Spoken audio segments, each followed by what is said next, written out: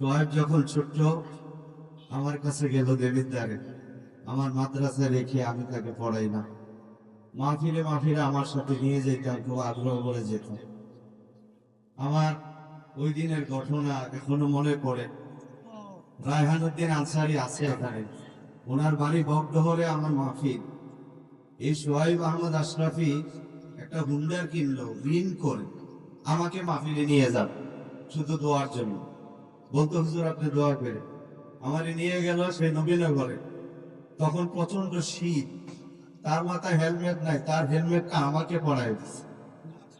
আমি যখন নবীনগর গেলাম, মুফতি বেলায়েতুল্লাহ কাসিম সাহেবের শ্বশুরের মাদ্রাসা মাঠে হুনকারা রাইখা আমারে বলতেছে হুজুর আমার হাতগুলো দেখে।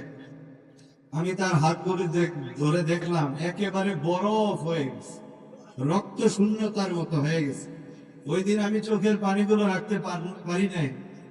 আমি তাকে না দেখাইয়া চেহারাটা অন্যদিকে ঘুরাইয়া চোখের পানিগুলো ফেলছিলাম আর বলছিলাম, আল্লাহ আমার এই স্নেহের সোহাইব অতি গরিব, একটা গরিব বেদাতি এলাকা থেকে আসছে, আমার জন্য এত কষ্ট করলো, এত কষ্ট করতেছে। ওয়াজের লাইনে এই সোহাইব যতটুকু উঠতে চায় তুমি তাকে উঠাইয়া দিও। আমার দিল বলে আমি তো গুনাহগার, অযোগ্য, দোয়া কবুল হওয়ার মতো যোগ্যতা নাই। আমার দিল বলে ওই দিনের দোয়া আর চোখের পানি, হয়তো আমি তার উস্তাদ হিসাবে ওই চোখের পানি আলহামদুলিল্লাহ আমার সোহাইবকে আল্লাহ এতটুকু উঠাই দিয়েছেন। আমি তো স্বপ্ন দেখতেছি সোহাইব একদিন এই বাংলাদেশে আলহামদুলিল্লাহ বড় বড় ওলামায়ে কেরামদের কাতারে শামিল হয়ে যাবেন। আল্লামা সাজিদুর রহমান সাহেব দামাত বরকাতুল আলিয়ার কাছে দরখাস্ত করছি, হযরত আমার এই ছেলেটার জন্য আপনি দোয়া করে দেন। অফিসে বসে হুজুর আজকে নিজ জবানে দোয়া করেছে, আমি আমিন বলেছি, ওর মাথাটা হুজুরের মুখের কাছে ছিল। আল্লাহ তাআলা যেন ওরে আরো বড় বানায় দেয়, জোরে বলেন আমিন। এই মাদ্রাসাটা যেন আল্লাহ কবুল করে নেয়, বলেন আমিন। আমি হুজুর থেকে অনুমতি নিয়ে 1 মিনিট মাদ্রাসার জন্য একটু দোয়া করতে চাই। আল্লাহুম্মা আমিন। ইয়া আল্লাহ আমি একজন গুনাহগার, আল্লাহ আমার স্নেহের সোহাইব মাদ্রাসা করেছে, আল্লাহ ইলমে দ্বীন প্রতিষ্ঠা করার জন্য। যখন এই এলাকায় মানুষ আলেমদেরকে ভুলে যাইতেছিল, হক্কানি আলেম ওলামায়ে কেরামদের সংস্পর্শ তাদের ছিল না, এই সময়ে জিহাদের ময়দানে নেমে সোহাইব এখানে একটা ইয়া আল্লাহ ইলমি মারকাজ তৈরি করেছে।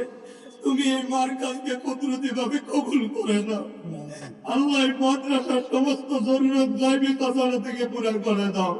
এই মাদ্রাসায় পর্যন্ত যারা টাকা পয়সা দিয়েছে এদের দান কবুল করে নাও আল্লাহ। এই মাদ্রাসাকে তুমি দাওরায়ে হাদিস পর্যন্ত পৌঁছিয়ে দিও, মাদ্রাসার মসজিদের ব্যবস্থা করে দিও। সবাই একটু আল্লাহকে ডাক দেন আল্লাহ, আর একটু জোরে ডাক দেন আল্লাহ।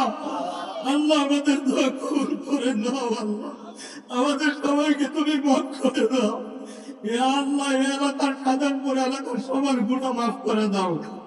এই এলাকার প্রত্যেকটা গুরুস্থানের কবরবাসীদের কবরের আযাব মাফ করে দাও। সোহাইব আশরাফের দাদা দাদি নানা নানি সহ আত্মীয় স্বজন যারা কবরবাসী হয়ে গেছে আল্লাহ তাদের কবরগুলিকে জান্নাতের বাগান বানায় দাও। সুবহান রাব্বিকা রাব্বিল ইজ্জাতি আম্মা ইয়াসিফুন ওয়া সালামুন আলাল মুরসালিন ওয়ালহামদুলিল্লাহি।